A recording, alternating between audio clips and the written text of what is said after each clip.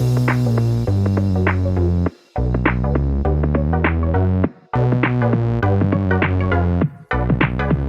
welcome everybody to another episode of Chris and Dave's Reality Cast. I'm one of your hosts, Chris, and my co-host and very good friend is Dave. Hey there, Chris, and hello to our listeners out there. Welcome to Chris and Dave's Totally Not Daily podcast.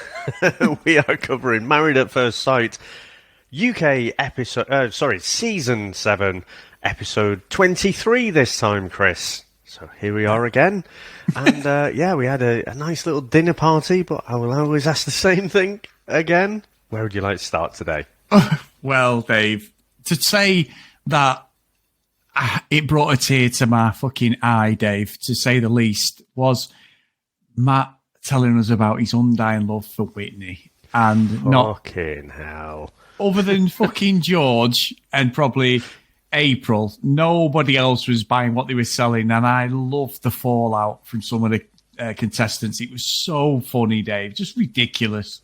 What do you think is going on there? Because I'd said yesterday, people who come into Love Island late, they have to ramp it up, don't they? They need to, accelerate things because they know, in order to make it through to the final, they have to grip the public's attention. They have to get those votes in. But, there isn't the same kind of voting with Married at First Sight. So what do you think the motivation is? I can buy that. I'm not saying that there are completely zero feelings there, but it's just all a bit fucking too convenient, isn't it? Yeah, so I've got two ways to approach it, right? So me and Sam were talking about it tonight when we were watching, and we literally said we loved each other after about 4 or 5 days. Now, however, we had known each other for years, you know what I mean? But getting together, it was pretty quick, Dave. And I literally just turned up at her house. She had a car and everything and just didn't leave. So, it's different though. So Sam, Everything that was quick. Story of my life, David. Story of my life. But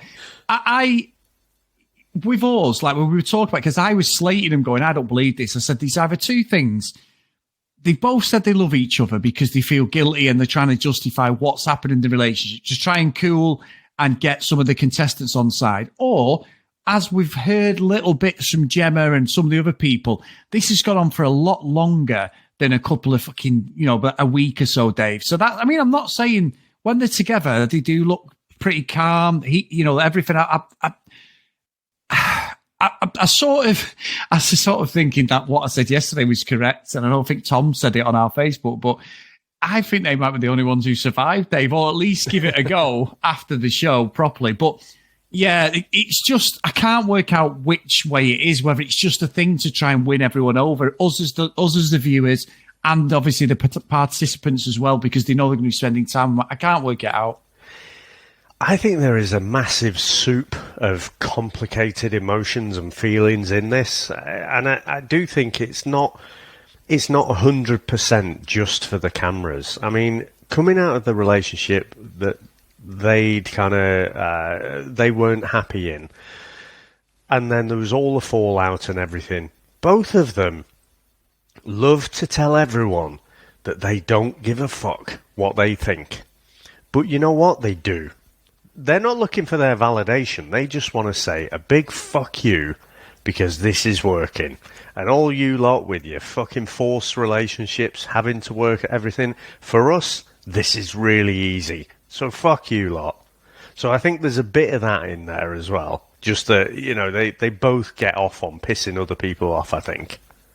But, yeah, it is the thing about, has this gone on for longer? I think that would definitely explain the Towie, scenes that we had, about that talk at the bar that they had that was so false. The talk they did on the bridge, it was all so forced. So all of this shit has happened before, and it's off the cameras, and then the producers have just been like, right, can you, give us something to actually show. We can't have this all like last season where it all happened off camera and then just spilled out in the commitment ceremonies. I think that would explain it, to be honest.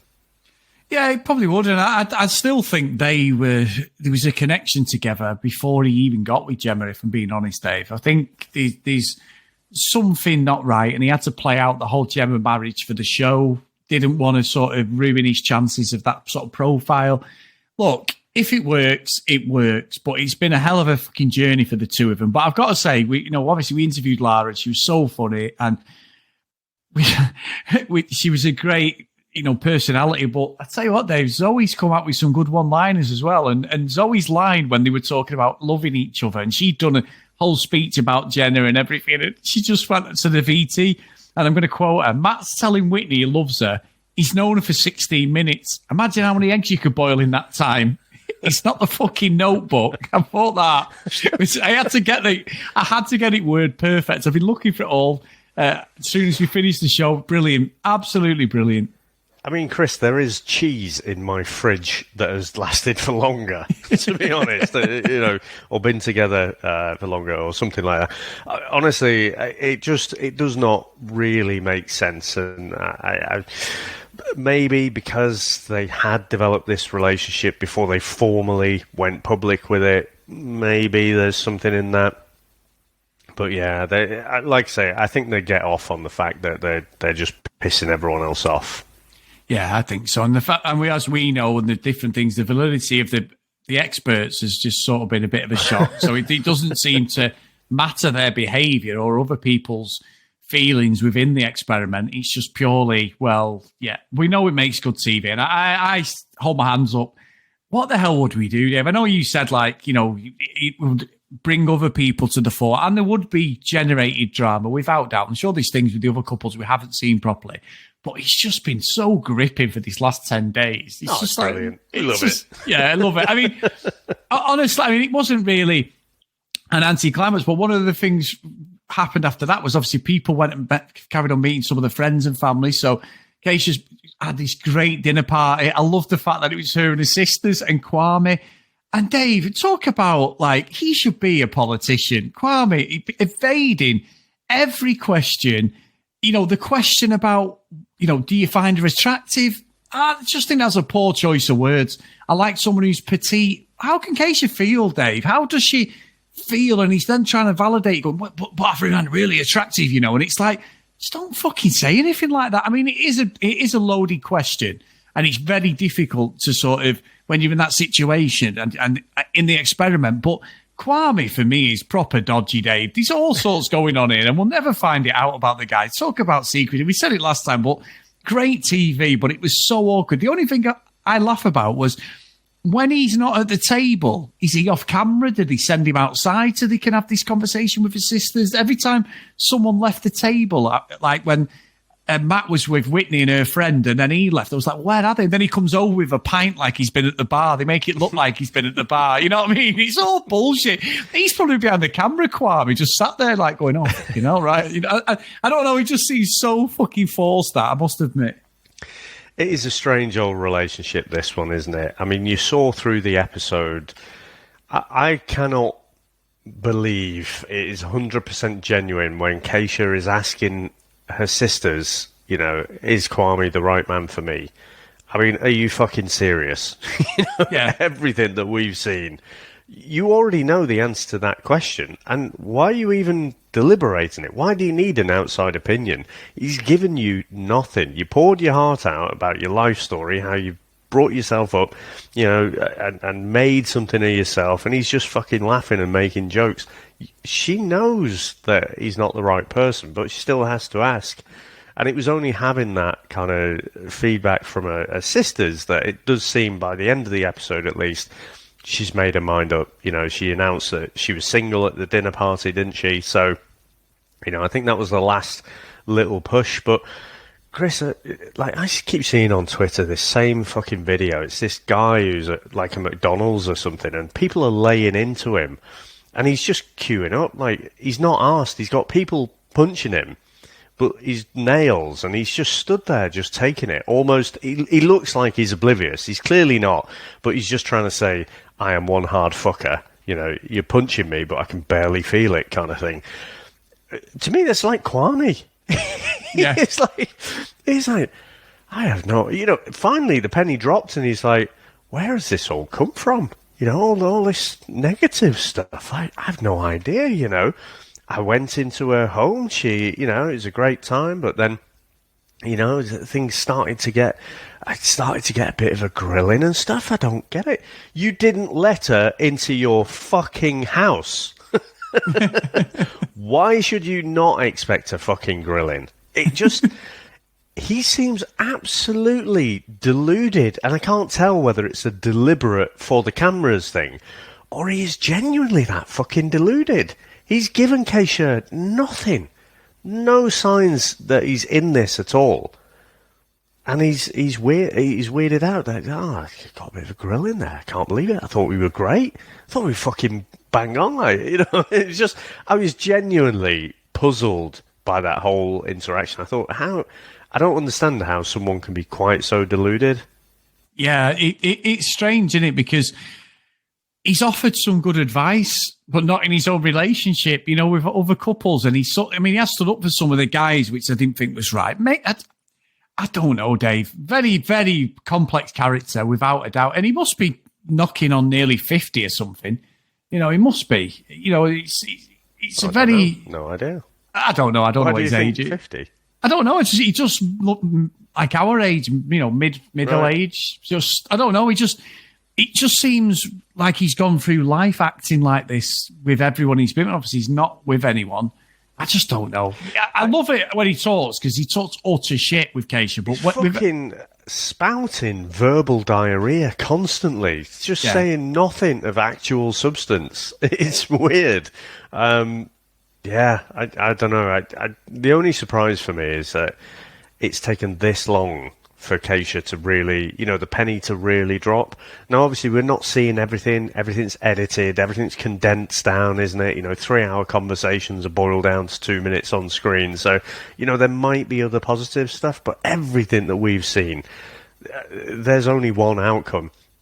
And the thing I'd say about Kwame, you said maybe if he's gone through life like this, I don't think he has, because the reaction from his friends, or as he called them, his brothers, was they were quite surprised. They were quite surprised by his behaviour.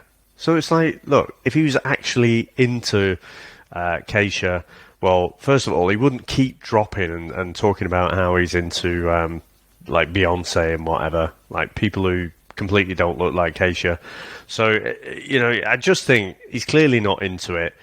But I think he thinks that by saying the words, by telling everyone else how great it is, they all just believe him, and it just comes across as fake.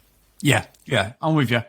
And then one of the couples that we did see was April and George. Met her dad, who's probably one of the most chilled out fathers ever, Dave. He was just there for the free meal, I think. The daddy loved it, didn't he? He was really getting in there. He's just like, we're going to do this, Dad. Yeah, whatever. Nom, nom, nom. Oh, yeah, what? And he was just eating away. He was like, yeah, whatever. Don't give a shit, really. And he said, George, didn't he, that they said they loved each other when they were saying the love thing, and everyone was going around the table, weren't they? And George he said that to April, and then he's like explaining it. But again, I'm not buying what they're selling. No, not at all. And I mean, the dad, he seemed so chilled to the point of not asked. Yeah, like he'd been here before. Exactly. And I was thinking, like, he's just having a free meal. He's like, this is the fucking 5th time I've been on one of these shows. Yeah. What's your name again? Sorry, I can't remember. So, I don't know. He seemed to think that George was a stand-up guy, but again, George was putting it full on charm. It was weird. He was laying it on thick that, like, I apologise to you because, that position that it's put you in and stuff. And it's like, I just felt that was too much over the top. It's almost as if you think about it, he's sort of blaming April for putting him in that position by apologising for that happening. He's almost apologising on April's behalf, which I haven't really thought this through, but the overriding emotion I had was, well, that's just all a bit weird, there's like, trying to create a rapport with your bride's dad, but I just found it very, very weird. Like, he was trying to demonstrate what a great father he was and stuff, but I just thought it was very, very weird, Chris. Yeah, and I must admit, there was a line he said as soon as her dad turned up, which I was like, oh, he's definitely on the offensive, charm offensive. he went, his finger went, got your pint in, got your pint. I was like, oh, fucking hell, he's definitely open fucking You know what he reminded me of? You remember Kevin and Perry, of course, the old characters, and the little teenage shitbags are always horrible to their parents. But when you had, like, Perry would come round, he's like, yes, Miss Patterson, yes, Miss Patterson, oh, no, it's great, Miss Patterson, and really overly nice. And then Perry would go back to, his own parents and be an utter shitbag. And then Kevin, when he goes to see Perry's parents, would be really, really nice as well. So it was like that. It was like, it was too much. It was too over the top, too forced. Yeah, I think so. Now, Dave, every episode, and we've talked about a few things here, definitely, we've been ongoing. And I touched on this yesterday, and I want your opinion on this, but Thomas has come. I want to talk about Thomas now. So we had this dinner party thing. Thomas has come out with some absolute great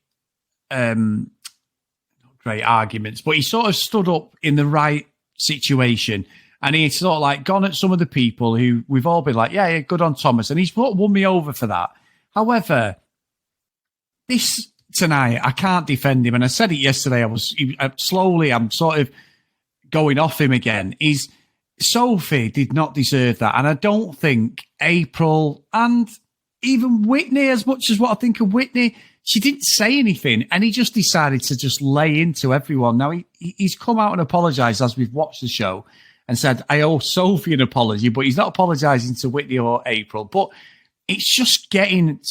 I honestly think, Dave, in a normal circumstance, any other show, and he'd been pulled by now and said, look, you've got to stop this, because you'd said about the bullying thing. I said, yeah, I think it is. And this tonight, I was not happy with it. I felt sorry for Sophie, for being honest. It was great TV, but it was like, it's not warranted for me. So, and he said he's apologised to Sophie, and he'd come out with some things as we've been watching the show, saying like, I was stressed at home, I was this, I was that. But it's the same thing every episode with him now. And it's like, he can't just keep slagging everyone off. And he's actually said on that VT bit, Dave, he'd already stormed out 3 times and they didn't show it. So I'm like, fucking hell. Is it like musical chairs that you just get up as soon as someone says something? Because he didn't. I thought Sophie's approach to him was fair. And he just went, you've only been here fucking 5 minutes. And I'm like, but Thomas, you offer an opinion on every single contestant, whether they like it or not. Why is she, and she wasn't being nasty. Why isn't she allowed to give you an observation that you've not really heard? And he just does not like criticism. And honestly, I thought he's bang out of order, for being honest. Yeah, and on reflection, I do think he was. I think the way I was trying to rationalise it, what's really going on here, because you see him, don't you, when he's getting ready and he's chatting to Adrian, he's like, oh, I'm just going to go there and I'm just going to keep my head down kind of thing. You know, if you went to Ladbrokes, Chris, the bookies would not take a bet on Thomas going off in a party, would they? Just 100% is going to happen. And the more vigorously he's kind of putting on his makeup and saying the words to Adrian, I'm not going to interact with anyone, you know at some point he's going to go off at someone. Now, I do think the thing with Sophie was a bit of a misfire. Now, again, you know, the drinks are always flowing, aren't they, at the dinner parties? I think that was an ingredient to it. I think as well, you've got the fact that Sophie has been in there for a very short amount of time. And Thomas has gone out of his way to defend, you know, Sophie with Jonathan. And she's just completely ignored it. Like all the comments and stuff, Thomas feels passionately, you know, that men shouldn't be commenting on a woman's body like Jonathan has done there. And Sophie's sort of left him to hang out and dry. Like she just said, yeah, it's all fine. You know, it's all good. So I think there's probably a little bit of ill feeling there. And also in the mix, so I can't remember if I'm on ingredient 3 or 4 here, but also you've got the fact that he's in the middle of talking about something which is a bit raw. I think Thomas is coming to terms with the fact that, yes, it's been going great with Adrian, but actually, considering what his mum and dad had said, it's shone a light on how he actually felt. You know, he might have had that nagging doubt before, but now he knows that actually, you know what, I do need that physical affection. I need that sexual interaction, and right now it's not there. So as much as we're having good time as friends, is that it? Is it just friends thing? So I think it's a very raw subject. So just, at work we'd say, Chris, someone just stuck their head out the parapet at the wrong time. It was just Sophie said that, and then he's gone off. Not excusing it, I'm not apologising, but it was just as I was watching it, I was trying to rationalise all these different things and all these different emotions swimming about. And, he'd kind of, once he's gone off, he really goes off then, doesn't he? He makes it very, very clear who his allies are and who he doesn't care for. And again, Sophie just happened to be the one who got it initially. But then, he's already made it clear to April he doesn't like her. And Whitney, I did enjoy it, you're an adulterer or whatever he said to her. And then just walked off. So, yeah, he was out of order. And then at the very last minute, I was like, oh, that was brilliant. He is actually rivaling Davide, though, Dave. I mean, he must have said liar more than Davide has in this series. You're a liar. More. You're a liar. It's just fucking on it, isn't it? That's my line.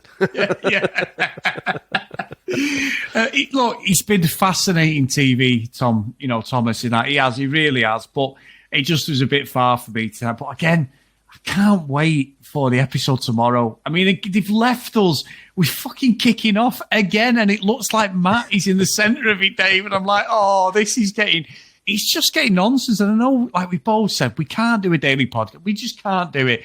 But every time I'm watching it now, but we are doing it now. We've started off for the first 3 weeks not doing it, but we are, because there's just loads to unpack that I think sometimes when we do a full week.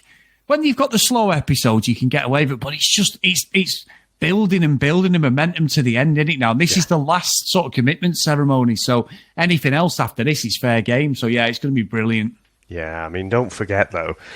I mean, I've said before, this rivals the Australian seasons, and Christ, Chris, when the thing's over and they have the reunions, that's when it really fucking goes off, isn't it? Yeah. So right down to the last episode. This is not a Love Island situation where the last week is a bit painful and you're like, oh, I'm not arsed anymore. I reckon every episode pretty much is going to be bang on from here, and it's going to be pretty explosive. Can't bloody wait. Me neither. So massive thank you, mate, for doing our Not Daily podcast. Big thank you to everyone out there. Everyone's been saying you've got to do a podcast every day. We know. We're here. We're doing it, guys. Obviously, this is the last one for this week. Well, big thank you to all of you for supporting us. We really, really appreciate it. Get over to Chris and Dave's reality TV cast and join the fun. You just have to basically be approved to get in there. Myself, Dave, or Charlene will approve you. Big thanks to Charlene again, as always. If you want to email us, cdrealitycast@gmail.com. If you want to follow us on social media, @cdrealitycast. And if you do want to support us a little bit more, get over to patreon.com/cdrealitycast. So today's roll call of honour is Ken Gustafson, Lucky Lulu Green, Lauren Hennessy, Susan Priscilla, Hannah, Dee Dee, Katie, Libby, Joanna, Amy, Noreen, Jacqueline, Brianna, Helen, Keith, Michelle, Gillian, Kristen, Maggie, Annabeth, Kate, Megan, and Cassie. So thank you so much, guys, for all your support. It's really, really good stuff. And loving it, mate. Absolutely. And what are we going to do when this finishes again? Oh, my God. I mean, we've got one more episode this week, haven't we? Those 3 days. Although, I still, when it gets to 9 o'clock, and I've got a bloody stack of other things like House of Dragon that I'm behind on now that I need to catch up on. But 9 o'clock comes around, it's like, oh, come on. And honestly, like, it got to the end of the episode, I was like, fucking hell, I didn't even notice the time. You can't stop it there. So, the Friday, Saturday, Sundays are a bit of a killer, really. So, only got one full week after this one, haven't we? So, to the end, sir. It is, and I think I just realised I said to everyone this was the last episode of the week, but it's not, because you're right, Dave. We have another one. So it's not like you to Not look at the calendar or anything. Weird. You still need. You're a fucking liar. You're a liar. Anyone. I'm storming off now, Dave. You're virtually. a liar and an adulterer. No, that's not true. Not true. But It's not true, Dave. It's not true. Okay. this is not single town. But anyway, Chris, thank you very much, sir. I do appreciate it. And thanks to everyone out there for listening to us again on our Not Daily podcast. And we'll speak to you tomorrow. Bye.